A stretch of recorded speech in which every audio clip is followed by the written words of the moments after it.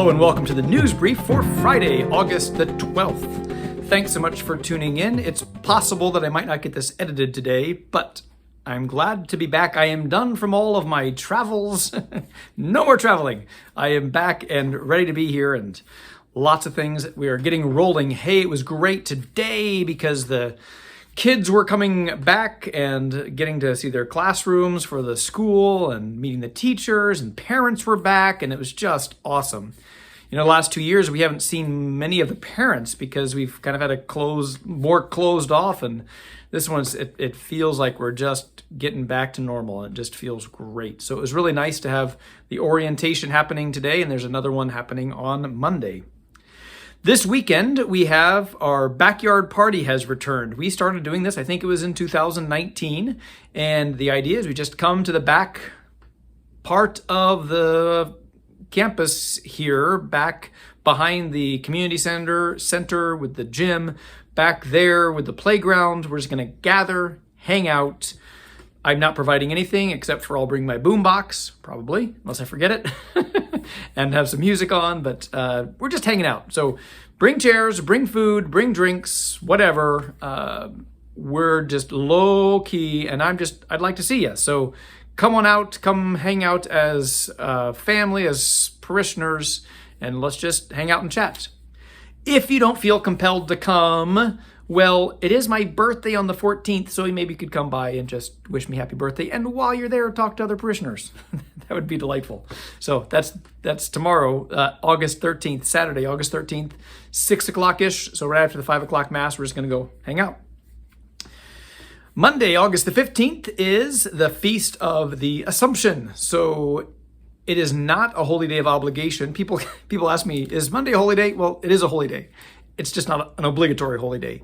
So the Assumption is still happening. It's still a thing, but you're not obliged to go to Mass. However, I see it as good to still offer Mass. I don't expect there to be necessarily musicians or other ministers or whatever, but for my part, I'd like to offer the Mass and make it available for as many people as possible. So we're not having the full schedule as we normally have. We're not going to have the 7 a.m. Mass, but the rest is kind of as normal. 8:30, noon, 6, and then there'll be a 7:30 Mass in Spanish. I just think it's good for us to keep that in mind, even though it's not obligatory. I think the rule kind of exists so as especially those that are in more rural areas that have to travel great distances when they have to do Sunday and then do that again on Monday, and especially when they rely on an anticipatory Mass or a vigil Mass so they can fulfill the obligations. We don't have the custom here generally of doing an anticipatory Mass or a vigil Mass before a holy day of obligation. The one exception, I think, is New Year's Eve. We usually have a New Year's Eve Mass for that holy day of obligation, Mary, Mother of God. But we generally don't do anticipatory Masses for holy days. So it's not really a problem for me to offer a few extra Masses, and I think it's good to make it available. And then we don't forget about it. Because if it's only obligatory, like 4 days of the week or whatever, Tuesday, Wednesday, Thursday, Friday, and Sunday, of course, you just lose sight of it. So I want to keep it in front of people. So that's why we are doing that. So 8:30, noon, 6, 7:30 Spanish. Michael Meddy and his family, the MJM7 band, they were here last year. I think people really enjoyed them. They did a concert in the gym. They're going to be back next weekend for another concert. They'll be at all the Masses. They'll sing a couple songs at all of the Masses, and then they will perform a concert that evening. I encourage you to come to it. It's going to be a little bit different. The personnel is a little bit different. I think a couple of the older daughters are no longer playing with the band because they're going off to college or doing other things. So come. It should be good.